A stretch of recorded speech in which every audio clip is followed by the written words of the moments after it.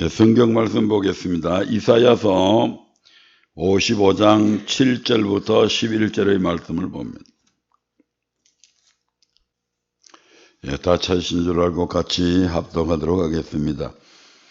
악인은 그 길을, 불의한 자는 그 생각을 버리고 여호와께로 돌아오라. 그리하면 그가 긍휼히 여기시리라.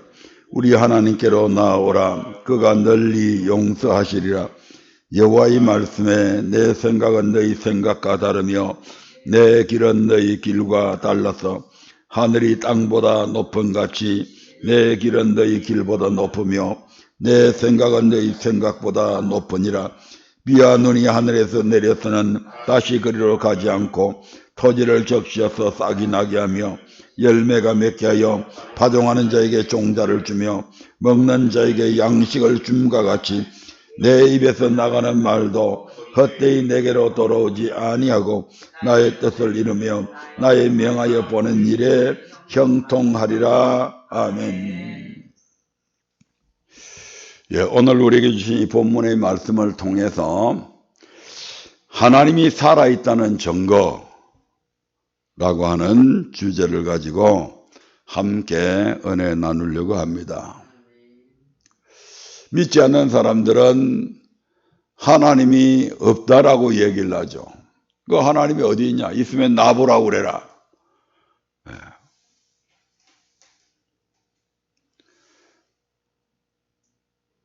제가 그전에 직장 생활할 때 진주에서 삼천포까지 통근을 하면서 우리 그 전무님이 진주에 계셔서 가면 늘 같이 차를 타고 동행을 했습니다. 이제 이 전무님 동생이 부산에서 큰 교회 장로님을 하고 있는데 형님하고 도대체 말이 안 통하니까 잘 친하게 지내질 않아요. 그래서 내려가다가 늘 하나님이 어디 있냐, 없다, 있다 이걸 가지고 늘 논쟁을 하기를 시작했고, 예, 그러다가 이제 내가 우째 대학까지 나오셨다는 분이 그리 무식합니까? 어째 눈에 있는 것만 있다고 인정을 하냐? 그래서 내가 앞에 운전하는 우리 김 기사님 보고, 김 기사님, 그 라디오 한번 틀어보세요. 그럼 이제 틀어요. 전무님, 여기에 우리 눈에 보이지 않는 수많은 각 방송국의 전파가 여기 다 들어와 있다. 우리가 MBC 틀면 MBC 방송 나오고 KBS 틀면 KBS 방송 나오고 그것들이 우리 눈에 전혀 보이지 않지만 존재하고 있지 않냐. 바람이 분다, 안 분다, 세게 분다, 약하게 분다, 눈에 보여요? 안 보이잖아요. 뭘 보고 알아요? 주변에 펄럭이는 깃발이나 또 흔들리는 나뭇가지나 또 이런 것들을 또 우리 몸에 부딪혀오는 그런 것들을 통해서 아하, 바람이 있구나 라고 하는 것을 인식하게 되잖아요. 하나님이 살아있다는 증거는 무엇일까요? 많은 사람들에게 야, 네 하나님이 살아있다며 한번 그 증거 내놔봐. 하나님이 살아있다는 증거는 바로 하나님께서 말씀하시는 대로 이루어지는 것을 통해서 하나님이 존재하고 계신다는 것을 우리가 알 수가 있습니다. 하나님은 반드시 말씀하신 대로 말씀대로 이루십니다. 그러면서 이제 목사님께서 부산 집회 때 있었던 일화를 소개했습니다. 부산에 부흥 집회를 갔는데 본교회가 아닌 이웃 교회에 있는 중령으로 예편하신 분이 목사님을 횟집에서 접대를 했는데 살아있는 아주 대짜 돔을 그냥 돔만 올린 게 아니고 그 돔 통째로 쫙 그 해를 떠서 이렇게 올려서 그걸 가지고 여러 목사님들이 그냥 함께 먹었대요. 그리고는 내일도 자신이 접대하겠다. 그러니까 목사님이 왜 자꾸 그렇게 접대하려고 하는 이유가 있냐? 그러니까 목사님, 저는 목사님을 잘 대접해서 잘 되는 역사를 엄청 경험했습니다. 그러니까 내일도 제가 접대하게 해 주십시오. 이제 이 소리를 들은 이제 정작 그 부흥 집회를 하는 그 교회 이제 장로님들이나 거기에 이제 분들이 아니 우리 교회 집회하는데 왜 당신이 접대하냐? 우리 교회에서 접대하겠다. 이래서 어떤 장로들끼리도 서로 자기 자신이 이구동성으로 대접했다고 하는 그런 일화를 소개해 주셨습니다. 바로 이와 같은 것들이 하나님의 살아계신 증거입니다. 그분은 그의 삶 속에서 목사님들을 대접하니까 이와 같은 축복을 경험했기 때문에 누가 뭐라고 그렇게 해도 그는 그렇게 한다 이 말입니다. 요한복음 14장 15절에 보면 이런 말씀이 있습니다. 같이 읽어봅니다. 너희가 나를 사랑하면 나의 계명을 지키리라. 너희가 나를 사랑하면 나의 계명 지킨다. 우리가 누군가를 사랑하게 되면 그 사랑하는 사람이 어떤 부탁을 한다든가 그렇게 하면 그대로 합니다. 조금 나한테 무리한 일을 요구해도 그대로 해주죠. 왜? 사랑하니까. 마찬가지로 우리가 주님을 사랑한다면 주님께서 말씀하시는 그 계명들을 지키게 된다 이 말입니다. 그런 걸 지킴을 통해서 우리는 무엇을 하게 된다? 하나님의 사랑을 경험하게 되는 겁니다. 하나님을 사랑해야 하나님의 사랑을 경험한다니까요. 하나님의 계명을 지켜야 하나님께서 얼마나 나를 사랑하고 있다고 하는 것을 경험하는 겁니다. 이것을 통해서 순종해야 복을 체험할 수도 있고 순종해야 하나님의 살아계심을 경험할 수가 있는 것입니다. 구약시대에 이스라엘 백성들이 하나님의 말씀을 거역함을 통해서 나라의 형편이 피폐해지고 주변의 열강들이 호시탐탐 이스라엘을 침공하려고 노리고 있었습니다. 그때마다 우리 하나님께서는 수많은 당신의 종들을 당신의 백성들에게 보내가지고 그들 하여금 악에서 돌이키게 하려고 끊임없이 주의 종들을 보내게 됩니다. 에스겔서에 보면 이게 가장 잘 나타나 있는데 에스겔서 2장 1절부터 3절의 말씀을 통해 한번 바라보겠습니다. 시작. 그가 내게 이르시되 인자야 일어서라 네게 말하리라 하시며 말씀하실 때에 그 신이 내게 임하사 나를 일으켜 세우시기로 내가 그 말씀하시는 자의 소리를 들으니 내게 이르시되 인자야 내가 너를 이스라엘 자손 곧 패역한 백성 나를 배반하는 자에게 보내노라. 그들과 그 열조가 내게 범죄하여 오늘날까지 이르렀나니. 에스겔을 하나님께서 선지자로 세우셔서 이스라엘 자손들에게 보내게 됩니다. 그런데 이 이스라엘 자손은 어떤 백성들이다? 패역한 백성들이다. 패역한 백성이라고 하는 것은 바로 같은 절에 해석이 나와 있잖아요. 나를 배반한 자들이다. 이스라엘 백성들만큼 하나님의 은혜를 많이 경험해 본 사람이 없잖아요. 출애굽부터 시작해서 수많은 이적과 기적들을 그들은 경험했고 광야 40년 동안 하나님께서 계속해서 만나를 내려주시는 그 하나님의 기적을 경험했고 홍해를 육지같이 건너고 요단 강물을 흘러내리는 그 급류 속에 들어가라고 했을 때도 그들은 그대로 들어가서 그 요단 강물이 뚝 끊쳐지는 그런 경험들도 했고 하여튼 이스라엘 백성들만큼 하나님의 은혜를 많이 경험한 민족들이 없습니다. 그럼에도 불구하고 그들이 지금 뭘 했다는 얘기입니까? 이스라엘 자손 곧 패역한 백성 나를 배반한 자에게 보낸다.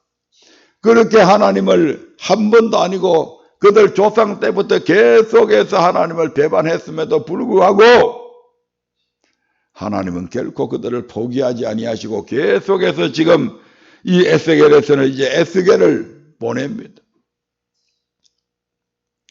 이사야 선지자는 이스라엘이 멸망하기 전에 활동했던 선지자입니다. 예레미야는 바로 멸망 직전에 활동했던 선지자입니다. 그런데 에스겔은 이스라엘 백성들이 바벨론의 포로로 잡혀갔을 때에 거기서 활동했던 선지자입니다.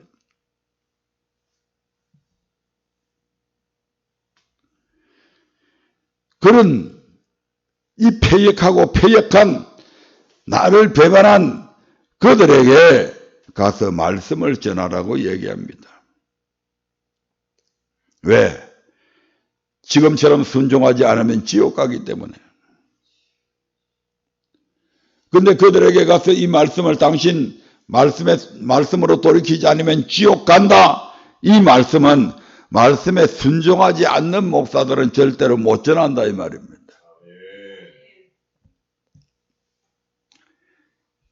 3절에서 패역한 백성, 여호와의 은혜를 배역한 배반한 자들이죠.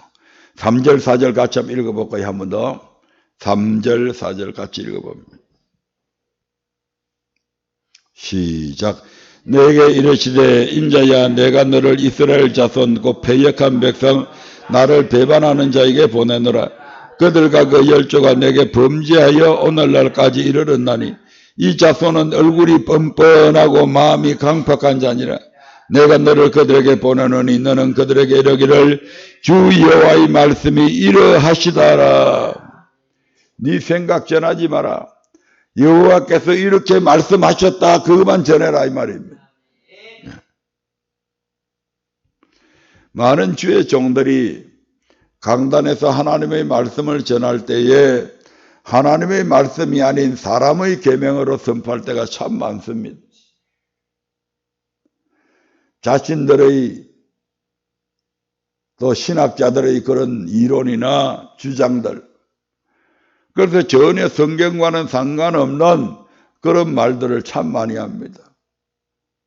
사람의 계명, 세상사 돌아가는 것, 이런 것들로 거의 설교의 내용들이 이루어져 가고 있습니다. 그런데 우리 하나님께서는 에스겔 선지자에게 이 자손은 얼굴이 뻔뻔하고 마음이 강팍한 자다. 그럼에도 불구하고 내가 너를 그들에게 보내니까 너는 그들에게 이르기를 주 여호와의 말씀이 이러하시다. 이것만 전하라고 이야기합니다. 그 말씀은 바로 잘못된 사람은 지옥 간다. 이렇게 말해 줘야 한다는 얘기죠.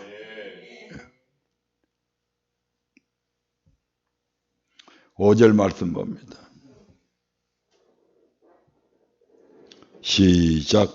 그들은 패역한 족속이라 듣든지 아니 듣든지 그들 가운데 선지자 있은 줄은 알지니라. 아멘. 이들은 패역한 족속들이다. 하나님의 은혜를 저버리고 배반한 자들이다. 그러니까 이들이 듣든지 안 듣든지 거기에 신경 쓰지 말고 네가 전하게 되면 우리 가운데 이러한 옳은 선지자가 있구나. 결국 그것은 알게 된다는 얘기죠. 선지자가 어떤 사람입니까? 바로 하나님의 말씀을 대신 전하는 자들이잖아요. 신명기 18장 15절부터 19절의 말씀을 한번 보겠습니다. 신명기 18장 15절부터 19절. 시작. 내 하나님 여호와께서 너의 종, 내 형제 중에서 나와 같은 선지자 하나를 너희를 위하여 일으키시리니 너희는 그를 들을지니라. 이것이 곧 내가 총회의 날에 호렙산에서 너희 하나님 여호와께 구한 것이라. 곧 내가 말하기를 나로 다시는 너희 하나님 여호와의 음성을 듣지 않게 하시고 다시는 이 큰 불을 보지 않게 하소서. 두렵건대 내가 죽을까 하나이다 하며 여호와께서 이르시되 그들의 말이 옳도다. 내가 그들의 형제 중에 너와 같은 선지자 하나를 그들을 위하여 일으키고 내 말을 그 입에 두리니 내가 그에게 명하는 것을 그가 무리에게 다 구하리라. 무릇 그가 내 이름으로 구하는 내 말을 듣지 아니하는 자는 내게 벌을 받을 것이요. 선지자는 어떤 사람이냐? 하나님께서 시내산에서 이스라엘 백성들에게 직접 말씀을 선포하니까 이스라엘 백성들이 죽을 것 같은 압박감을 느끼게 됩니다. 그래서 모세한테 찾아가지고 모세님 하나님이 우리한테 말씀하시지 말게 해주십시오. 당신은 하나님과 가까이 지내니까 당신이 우리 대신 하나님의 말씀을 듣고 와서 우리에게 일러주면 우리가 그것이 모세 당신의 말이 아닌 하나님의 말씀으로 알고 그대로 순종하겠습니다. 예, 이렇게 건의를 하게 됩니다. 그러니까 하나님께서도 그 건의를 옳게 여겨서 이제 그때부터 선지자 제도가 생기게 된 거라 이 말입니다. 그 선지자가 하는 말을 너는 반드시 들어야 된다. 무릇 그가 내 이름으로 여호와의 이름으로 구하는 내 말을 듣지 아니하는 자는 내게 벌을 받을 것이다. 네. 반대로 선지자가 그러면 하나님의 말씀 아닌 것을 전하면 어떻게 되냐? 20절 봅니다. 시작. 내가 구하라고 명하지 아니한 말을 어떤 선지자가 만일 방자히 내 이름으로 구하든지 다른 신들의 이름으로 말하면 그 선지자는 죽임을 당하리라 하셨느니라. 하나님께서 말씀하신 이 기록된 말씀을 전하면 그렇게 전하지 않는 자들로부터 핍박을 받습니다. 예레미야 같은 경우는 뺨을 몇 대를 맞기도 하고 시대들에 갇히기도 했잖아요. 하지만 그들을 두려워하지 말라고 성경은 얘기합니다. 에스겔에도 그렇게 말씀했고 신약시대에 와서도 그들을 결코 두려워할 필요 없다. 두려워하지 마라. 마태복음 10장 28절에서 우리 예수님은 이렇게 말씀합니다. 시작. 몸은 죽여도 영혼은 능히 죽이지 못하는 자들을 두려워하지 말고 오직 몸과 영혼을 능히 지옥에 멸하시는 자를 두려워하라. 정말 우리가 두려워해야 될 분이 누군가? 우리의 육체밖에 죽이지 못하는 자들은 두려워할 필요가 없다. 왜냐하면 우리의 육체는 그들이 죽이지 않아도 죽어요, 살아요? 죽습니다. 때가 되면 병들고 때가 되면 죽어요. 그들이 안 죽여도 죽는다고요. 그런데 우리의 영혼은 그렇지가 않습니다. 그러니까 우리의 육신밖에 죽이지 못하는 그들은 우리의 두려움의 대상이 아니다 이 말입니다. 결국 이 땅에 살아갈 때 우리가 조금 불편함을 겪을 수도 있고 불이익을 당할 수는 있지만 또 더 나아가서 그들이 우리의 목숨까지 빼앗을 수 있지만 우리가 우리 하나님을 잘 믿고 있으면 그 목숨 빼앗겨도 영원히 사라져요. 오히려 저 영원한 천국에 가서 쉬잖아요. 아멘. 가인이 아벨이 무슨 잘못이 있어요? 세상 사람들이 눈에 볼 때는 아벨이 아무 잘못도 없는데 하나님 잘 믿는다는 그것 때문에 맞아 죽었다. 이 저주받은 거 아니야? 그렇게 생각할지 모르지만 우리 하나님은 오히려 그 아벨을 의인으로 인정했고 그 의인된 아벨의 생명은 지금도 살아있어서 저 영원한 낙원에서 장차는 영원한 천국에서 만나 뵐 수 있을 줄로 믿습니다. 마땅히 두려워해야 할 분은 몸과 영혼을 지옥에 멸하시는 분인 것을 성경은 우리에게 교훈하고 있습니다. 에스겔서 2장 6절의 말씀을 한번 보겠습니다. 에스겔서 2장 6절입니다. 이 에스겔서 2장 6절과 마태복음 10장 16절의 말씀은 같은 말씀입니다. 에스겔서 2장 6절 시작. 인자야 너는 비록 가시와 찔레와 함께 처하며 정갈 가운데 거할지라도 그들을 두려워 말고 그 말을 두려워 말지어다. 그들은 패역한 족속이라도 그 말을 두려워 말며 그 얼굴을 무서워 말지어다. 인자야 내가 너를 패역한 백성에게 가서 말씀을 전해야 되는데 그 환경이 어떤 환경이다? 마치 가시와 찔레와 함께 처하며 가시와 찔레 속에 있으면 온데 찔리죠. 다 갖고 찔립니다. 심지어는 어디 가운데 정갈 가운데 거할지라도 정갈에 물리면 바로 죽는데 그런데 그할지라도 그들은 정갈 같은 자들이고 찔레 같은 자들이고 가시 같은 그런 존재들이다. 그런데 그들 가운데 있다 할지라도 두려워 말고 그들이 하는 말도 두려워하지 마라. 그들은 패역한 족속이라도 그 말을 두려워 말며 그 얼굴을 무서워 말지어다. 이 말씀과 마태복음 10장 16절에서 우리 주님께서는 제자들에게 이렇게 말씀합니다. 시작. 보라, 내가 너희를 보냄이 양을 이리 가운데 보낸 것 같도다. 그러므로 너희는 뱀같이 지혜롭고 비둘기 같이 순결하라. 보라, 내가 너희를 보냄이 양을 이리 가운데로 보냈다. 양을 이리 가운데로 보내면 어떻게 됩니까? 그 양이 살아남을 수 있습니까? 못 살아남는 거죠. 그런데 지금 제자들이 나가서 복음을 전해야 될 그 환경이 어떤 거라고요? 바로 이와 같은 환경이다 이 말입니다. 죽을 수도 있다 이 말입니다. 그러나 그런 속에서라도 가서 너희는 전해야 된다.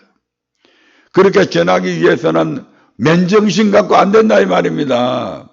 그래서 말하고요, 기도해야 한다. 아멘. 기도해야 하고 담대해야 됩니다. 기도해서 담대해져야 됩니다. 10장 19절부터 20절 말씀을 봅니다. 10장 19절부터 20절입니다. 시작. 너희를 넘겨줄 때에 어떻게 또는 무엇을 말할까 염려치 말라. 그때 무슨 말할 것을 주시리니 말하는 이는 너희가 아니라 너희 속에서 말씀하시는 자 곧 너희 아버지의 성령이시니라. 그러니까 기도하면 성령 주시고 그 성령께서 내게 두려운 마음을 다 걷어가시고 말하게 하신다 이 말입니다. 다시 에스겔서 2장 7절부터 8절의 말씀을 봅니다. 에스겔서 2장 7절부터 8절입니다. 같이 읽어봅니다. 그들은 심히 패역한 자라. 듣든지 아니 듣든지 너는 내 말로 구할지어다. 인자야, 내가 너에게 이르는 말을 듣고 그 패역한 족속같이 패역하지 말고 내 입을 벌리고 내가 너에게 주는 것을 먹으라 하시기로. 여기에 보면 앞에 패역한 자는 백성들을 얘기하는 것이고 뒤에 패역한 자는 선지자를 말합니다. 다시 말해 은혜를 모르는 패역한 백성에게 하나님의 말씀을 듣든지 아니 듣든지 선지자라면 마땅히 전해야 하는데 패역한 백성들이 두려워하지 않는 선지자라면 마땅히 전해야 하는데 패역한 백성들이 두려워 전하지 않는 자들도 패역한 선지자다 이 말입니다. 그러므로 너는 그들 패역한 선지자들처럼 패역하지 말고 어떤 말을 듣든지 나한테서 어떤 말을 듣든지 그대로 전해라 지금 이렇게 말씀하고 있는 거잖아요. 그런데 그 에스겔이 지금 전해야 될 말이 무슨 말인 거 아니? 에스겔서 2장 9절부터 10절에서 이렇게 말씀합니다. 에스겔서 2장 9절부터 10절입니다. 시작. 내가 보니 한 손이 나를 향하여 펴지고 그 손에 두루마리 책이 있더라. 그가 그것을 내 앞에 펴시니 그 안팎에 글이 있는데 애가와 애곡과 재앙의 말이 기록되었더라. 이거 전하라는 얘기입니다. 강대상에서 목사님들이 말씀에 순종하지 않으면 당신 집에 애가가 재앙이 끊임없이 일어납니다. 돌이키기 전까지는 계속해서 그러한 재앙이 임합니다. 그러한 슬픈 일들이 곡하는 일들이 계속해서 일어날 겁니다. 이렇게 얘기하면 그 목사 쫓겨납니다. 교회에서 난리가 납니다. 장로들이 다 들고 일어나죠. 그보다 그가는 훨씬 더 떨어지는 말을 해도 오늘 목사님이 강대상에서 말이지 일주일 동안 세상에서 고생하고 힘들게 살아와서 교회 와서 좀 위로받으러 왔는데 저런 말씀을 해갖고 성도들이 위로받기는 그냥 마음에 상처만 받고 어떻게 저런 말씀을 상처 주는 말씀을 어떻게 할 수가 있냐 이런 식으로들 이야기하죠. 그런데 지금 에스겔에게 우리 하나님이 명령한 것은 그보다 훨씬 더 강한 겁니다. 이처럼 하나님의 은혜를 모르고 배반한 자들, 곧 패역한 자들에게는 애가와 애곡과 재앙이 끊임없이 일어날 수밖에 없습니다. 이것이 하나님이 살아계시다고 하는 증거다 이 말입니다. 하나님의 말씀에 순종하면 복을 주시고 하나님의 말씀에 순종하지 아니하면 저주가 임한다고 성경에 그렇게 해놨잖아요. 만약 그대로 안 되면 하나님이 죽은 하나님이지. 하나님이 살아계시다는 증거는 뭐냐? 복줄 자에게 복줄 자가 복을 받고 저주받을 자가 저주받는 그것이 바로 하나님이 살아있다고 하는 증거가 된다 이 말입니다. 다시 말씀드리면 하나님의 말씀에 불순종하는 자들은 결코 복을 받을 수 없습니다. 그러므로 우리의 삶에 복이 임하지 아니하고 자꾸 악한 일들이 거듭거듭 일어난다면 자기 자신을 돌이켜봐라 이 말입니다.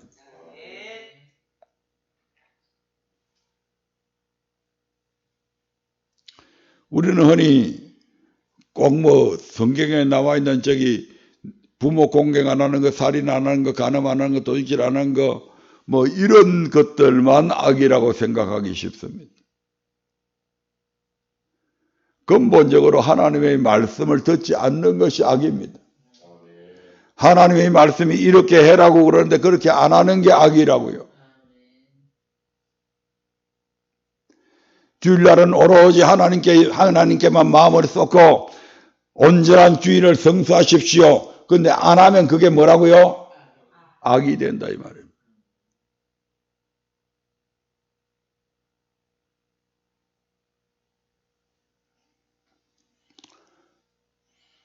과거에는 저도 예배 시간 되면 조금 시간이 지나면 막 몸이 뒤틀리고 그래서 핸드폰을 보고 이렇게 많이 했는데 그것이 악이라고 하는 것을 어느 날 깨달고 많이 지금 치웠습니다. 주일날 텔레비 보는 것도 하나님 앞에 하나님이 싫어하는 것 같아서 오후 6시 해지기까지는 텔레비 안 봅니다. 차라리 잠을 잤으면 잤죠.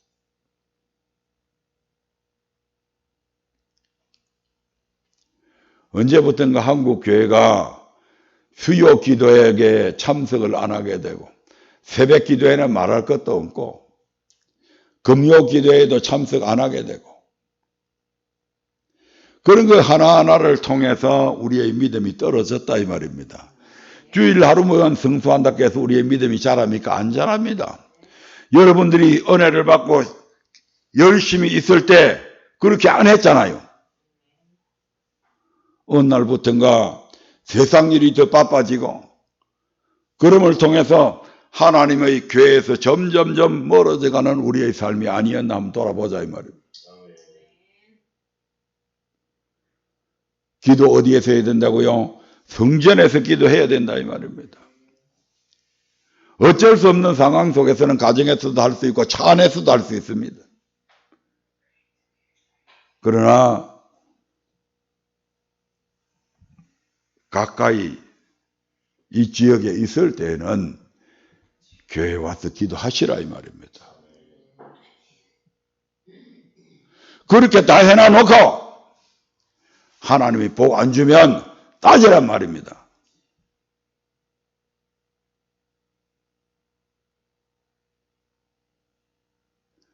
하나님의 말씀에 철저하게 순종하는데도 불구하고 하나님 복 안 주면 따져요.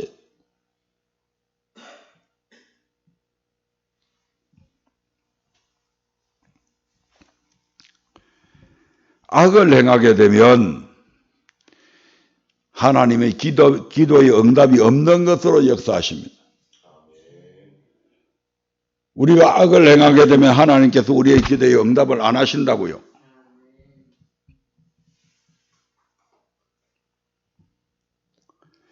에녹의 예를 들면 65세까지는 에녹은 하나님의 살아계심을 느끼지 못하고 살았습니다.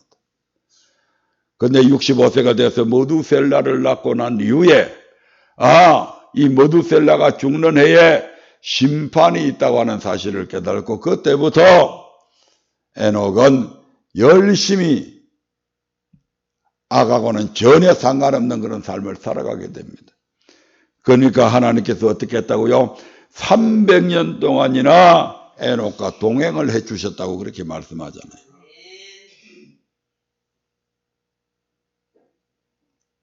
우리가 어떻게 하나님을 섬기느냐에 따라서 우리 하나님은 우리를 가까이 해주시기도 하시고 우리의 기도에 빨리빨리 응답해 주시기도 하시고 내가 구하지 않아도 내가 무엇을 네게 줄꼬 하는 이런 것까지도 하신다 이 말입니다. 그러므로 우리에게 어려움이 있다고 해서 그것 때문에 낭망하지 말고 오히려 그 어려움 때문에 하나님께로 가까이 나아갈 수 있는 그런 지혜를 발휘하시기를 바랍니다. 그러면 하나님께서 모든 문제를 해결해 주시는 것도 경험하고 하나님의 살아계신 것도 경험하고 하나님이 내 편이라고 하는 것도 경험하고 하나님이 동행하심도 경험하게 된다 이 말입니다. 에스겔서 2장 9절 10절에서 하나님의 말씀대로 순종하지 않는 자들에게는 패역한 자들에게는 뭐가 임한다고요? 애가와 애곡과 재앙의 말이 지금 두루마리 책에 쫙 기록이 되어 있는 것을 에스겔이 봤다 이 말입니다. 그리고 이제 이어서 3장 1절부터 4절에서 이렇게 말씀합니다. 에스겔서 3장 1절부터 4절입니다. 시작. 그가 또 내게 이르시되 인자야 너는 받는 것을 먹으라. 너는 이 두루마기를 먹고 가서 이스라엘 족속에게 고하라시기로 내가 입을 벌리니 그가 그 두루마리를 내게 먹이시며 내게 이르시되 인자야 내가 내게 주는 이 두루마리로 내 배에 넣으며 내 창자에 채우라시기에 내가 먹으니 그것이 내 입에 딸기가 꿀 같더라. 그가 또 내게 이르시되 인자야 이스라엘 족속에 가서 내 말로 그들에게 고하라. 아멘. 두루마리 책에 뭐가 기록이 되어 있다고요? 애가와 애곡과 재앙의 말이 가득 차 있는 그 두루마리를 먹으라고 그럽니다. 그리고 먹은 그것을 이제 이스라엘 백성 족속에게 가서 내 말로 그들에게 전해라 이 말입니다. 네 생각 전하지 말고. 하나님의 백성은 마땅히 하나님의 말씀에 순종해야 합니다. 하나님의 백성이 하나님의 말씀에 순종 안 하면 그건 엄격한 의미에 있어서 하나님의 백성이 아니죠. 신명기 27장 8절부터 10절에 보면 하나님께서 이스라엘 백성들을 애굽에서 구원해내시고 이런 말씀을 하십니다. 시작. 너는 이 율법의 모든 말씀을 그 돌들 위에 명백히 기록할지니라. 모세가 레위 제사장들로 더불어 온 이스라엘에게 고하여 가로되 이스라엘아 잠잠히 들으라. 오늘날 네가 내 하나님 여호와의 백성이 되었으니 그런즉 내 하나님 여호와의 말씀을 복종하여 내가 오늘날 네게 명하는 그 명령과 규례를 행할지니라. 아멘. 네 하나님 여호와의 백성이 되었으니까 복종해라 이 말입니다. 백성 되게 한 목적이 뭐라고요? 여호와의 말씀에 복종하는 것이다 이 말입니다. 순종케 하기 위해 우리 하나님께서 우리를 구속했다. 시편 95편 7절도 보겠습니다. 시편 95편 7절입니다. 시작. 대저 저는 우리 하나님이시요 우리는 그의 기르시는 백성이며 그 손의 이야기라. 너희가 오늘날 그 음성 듣기를 원하노라. 아멘. 우리가 하나님의 백성이 되고 하나님의 양이 된다면 우리는 마땅히 우리의 목자 되신 예수님의 음성을 들어야 되고 그의 백성에게 주시는 하나님의 말씀을 들어야 된다 이 말입니다. 왜? 그것이 바로 우리를 구원하신 목적이다 이 말입니다. 그렇게 하지 않을 때 우리에게 저주가 임한다고 그러잖아요. 저주가 임한다고 하는 것은 내가 지금 뭘 하고 있다는 것의 증거입니까? 불순종의 증거가 되잖아요. 아, 내한테 이런 저주가 임했구나. 그럼 내가 하나님 앞에 지금 불순종했구나. 그 저주를 통해서 하나님의 살아계심을 하나님은 증거하고 있는 것입니다. 아멘. 그렇게 하겠다고 말씀하셨으니까 그렇게 하시는 거예요. 복을 주겠다고 했으면 하나님이 복을 주셔야 되고 거기에 반대되는 짓을 해서 저주를 받을 것이다 했으면 저주 받는 것이 그것이 하나님의 살아계심의 증거다 이 말입니다. 에스겔서 3장 5절부터 6절의 말씀을 보겠습니다. 그 에스겔을 하나님께서 지금 당신의 백성들에게 보낸다. 5절 6절 시작. 너를 방언이 다르거나 말이 어려운 백성에게 보내는 것이 아니요 이스라엘 족속에게 보내는 것이라. 너를 방언이 다르거나 말이 어려운 네가 알아듣지 못한 열국에 보내는 것이 아니니라. 내가 너를 그들에게 보내었다면 그들은 정녕 내 말을 들었으리라. 아멘. 지금 내가 너를 전하라고 보내는 그 사람들은 니하고 말이 언어가 다른 그런 민족이 아니다. 바로 네 민족이다 이 말입니다. 아멘. 너를 방언이 다르거나 말이 어려서 네가 알아듣지 못할 열국에 보내는 것이 아니다. 네 말을 다 알아들을 줄 아는 같은 아람 방언을 쓰는 민족들이다 이 말입니다. 아멘. 그런데 그런 민족들이 하나님의 말씀을 듣고도 순종을 안 합니다. 돌이키질 않습니다. 그러니까 뭐라고 얘기합니까? 네가 알아듣지 못할 열국에 보내는 것이 아닌데 만약에 네가 알아듣지 못하는 열국에 너를 보냈다면 그들은 정녕 내 말을 들었으리라 이야기합니다. 말을 알아듣는 이스라엘 백성들은 돌이키지 않지만 말을 알아듣지도 못하는 흉내만 내서 전하는데도 불구하고 그 사람들은 돌이켰을 것이다 이런 말씀이죠. 지금. 이 사건이 실질적으로 이스라엘의 역사 속에서 그대로 일어나잖아요. 어떤 사건입니까? 바로 니느웨 사건입니다. 성경에 보면 요나라고 하는 선지자가 있죠.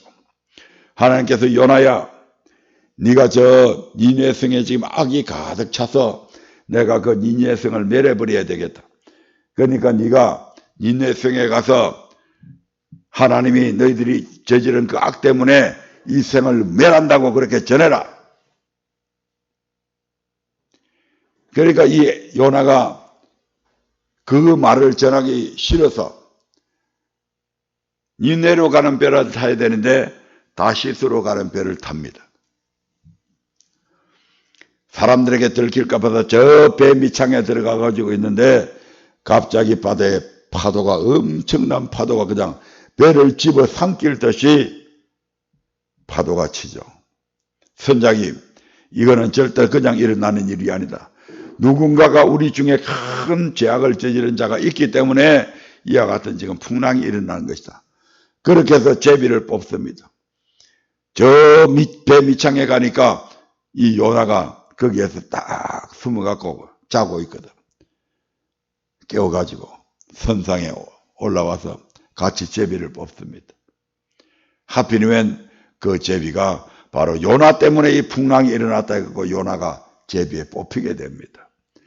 도대체 당신은 어디 사람이며 어떻게 해서 이 풍랑이 일어난지 당신 때문에 지금 일어났다고 이렇게 지금 제비가 뽑혔으니까 얘기 좀 해봐라.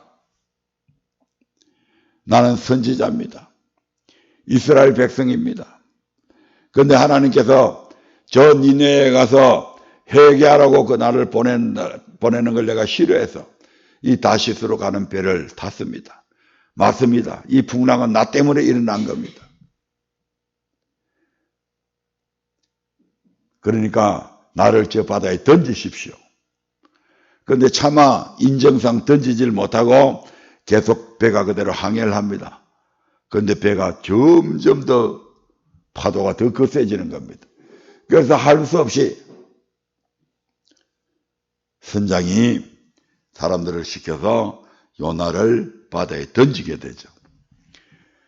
바다에 요나가 던져졌을 때에 마침 그 밑에서 큰 물고기가 기다리고 있다가 요나를 씹지도 않고 덥석 삼킵니다.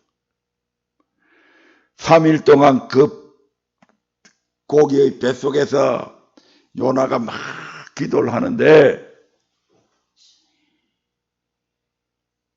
그 고기 뱃속에 있는 창자를 뜯었든지 어떻게 했든지 하여튼 3일 밤낮을 요나가 거기서 얼마나 기도를 열심히 했든지 회개 기도도 하고 이 물고기가 요나를 어느 모래밭에 토해냅니다. 그래서 이제 구사일생으로 살아났는데 그 요나에게 하나님이 다시 니느웨로 가서 내가 네게 명한 대로 회개하라고 외치라고 합니다. 그 요나가 니느웨 성은 아수르의 수도잖아요. 아수르는 북이스라엘을 멸망시킨 원흉들이잖아요. 그러니까 그 원수의 나라에 가가지고 회개하라고 말하고 싶겠어요? 복음 전하고 싶겠어요? 죽기보다 더 싫었어요, 요나가. 그래서 안 가려고 그렇게 발버둥 쳤던 겁니다. 그런데 하나님께서 그 요나를 니느웨 성에 보내게 됩니다. 그래서 그 니느웨 성이 얼마나 컸든지 3일 길을 걸어 다녀야 다 다닐 수가 있는 길입니다. 3일 동안 요나가 다니면서 복음을 제대로 전했겠어요? 이놈들 제대로 전하면 돌이키면 하나님이 벌을 안 주실 건데 어찌됐든지 이놈들이 안 돌이켜야 되는데 내가 전하라고 하니까 전하기는 전하는데 어찌하든지 이 니느웨 성에 있는 사람들이 회개를 안 해야 되는 거예요, 지금. 근데 벌써 이틀 정도 도니까 사람들이 막 회개하고 굵은 벼옷을 입고 제에 앉아서 막 회개하는 겁니다. 그 소리가 니느웨는 아수르의 수도니까 왕의 귀에까지 들어갑니다. 에이, 뭐라고? 우리 성에 악이 가득해서 하나님이 우리를 멸하신다고? 그래서 왕이 조서를 내려가지고 이 니느웨 성에 있는 모든 사람들은 오늘부터 금식해라. 사람뿐만 아니고 짐승도 그리 해라. 그래서 소나 양이나 모든 동물까지도 굵은 벼옷을 다 입히고 아예 짐승까지도 금식을 다 시킨 겁니다. 왕 자신도 굵은 벼옷을 입고 화려한 옷을 벗어 던지고 금식하면서 기도를 합니다. 하나님이 그 모습을 보면서 뜻을 돌이켜서 요나야, 내가 이 성에 벌을 내리려고 하는 뜻을 돌이켰다. 안 내릴 거야. 그러니까 요나가 노발대발 썩이 머리 끝까지 내 하나님 그럴 줄 알았습니다. 그래서 내가 여기 안 올라오고 그런 거 아닙니까? 이 적국에 내가 왜 와가지고 그들을 우리나라를 멸망시킨 우리 북이스라엘을 멸망시킨 이놈들을 내가 왜 회개하라고 외쳐야 됩니까? 틀림없이 하나님께서 회개하면 이놈들을 멸망 안 시킬 걸 알고 그래서 내가 여기 안 오려고 그렇게 다시스로 도망가는 배를 탔지 않습니까?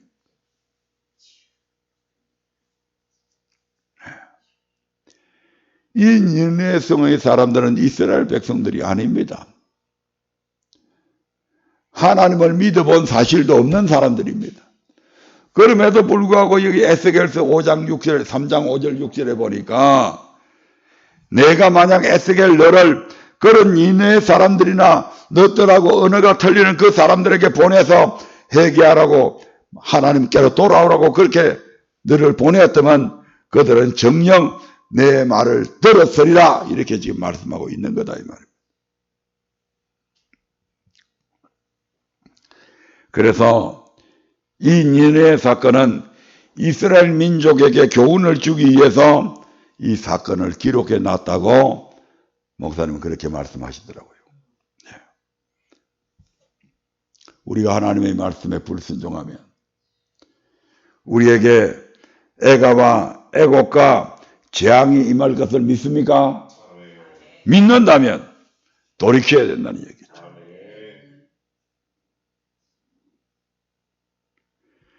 예수님이 누구라는 것을 안 후에는 우리는 말씀을 따라가야 됩니다. 어떤 이적과 기적이 안 일어나도 하나님의 말씀이 명하시면 목이 날아가도 위험과 어떤 칼이 와도 그대로 순종해야 된다 이 말입니다. 에스겔서 3장 7절의 말씀을 봅니다. 그러나 이스라엘 족속은 이마가 굳고 마음이 강팍하여 내 말을 듣고자 아니하리니 이는 내 말을 듣고자 아니함이니라. 지금 에스겔이 전하는 이 말이 에스겔의 말이 아니고 누구의 말이다? 여호와의 말씀이다 이 말입니다.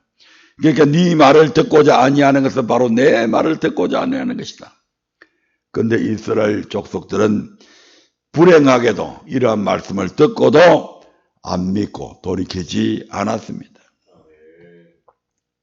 이것이 이스라엘 민족에게만 국한된 얘기가 아니라 이 말입니다. 저와 여러분들에게도 해당되는 말씀입니다. 그러므로 이제는 여호와의 말씀을 믿는 자가 되게 하옵소서. 여호와의 말씀에 순종하지 아니하면 반드시 7배의 재앙이 임한다는 것을 믿으시기 바랍니다. 말씀에 순종할 때까지 하나님의 채찍은 멈추지 않는다는 것을 믿으시기 바랍니다. 그리고 그것을 믿는다면 어떻게 우리가 순종하지 않을 수 있나 이 말입니다. 아멘. 7절에서 그러나 이스라엘 족속은 이마가 굳고 마음이 강팍하여 내 말을 듣고자 아니하리니 이는 내 말을 듣고자 아니함이니라. 포로로 잡혀왔는데도 멸망당하는데도 안 믿었다 이 말입니다. 목사는 이것을 선포해 줘야 됩니다. 목사는 성도들에게 이 말씀을 선포해 줘야 됩니다. 권사님, 장로님, 집사님 그렇게 하면 집사님의 가정에, 장로님의 가정에, 권사님의 가정에 끊임없이 애가와 애곡과 재앙의 날들이 끊임없이 일어날 겁니다. 그렇게 얘기를 해줘야 된다고 지금 말씀하고 있는 거예요. 그런데 기도하지 않고는 그렇게 못 전합니다. 혹시 저 장로님이 저렇게 해서 마음에 상처받고 우리 교회 떠나면 어떡하나? 성도도 얼마 되지 않는데 저 권사님이 이 말 전하면 떠나면 어떡하나? 이런 두려움이 먼저 앞서게 되는 거죠. 그래서 안전하다 보면 목사도 망하고 성도도 망하게 되는 겁니다.